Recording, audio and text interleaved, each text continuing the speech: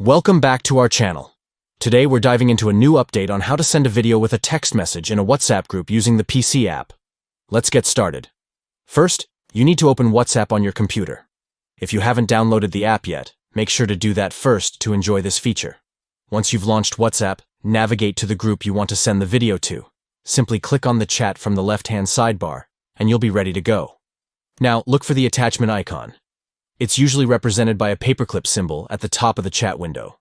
Click on it to open the options for sharing. Here's where the fun begins. Choose the Photos and Videos option. This will open your File Explorer, allowing you to browse through your media files. Select the video that you want to send. Once you've found it, click on it to highlight, then hit the Open button. Your video will be uploaded to the chat. Next, you'll see a caption bar underneath the video preview. Here, you can write any text you want to accompany your video. Whether it's a funny remark or some context for your friends, make sure to personalize it.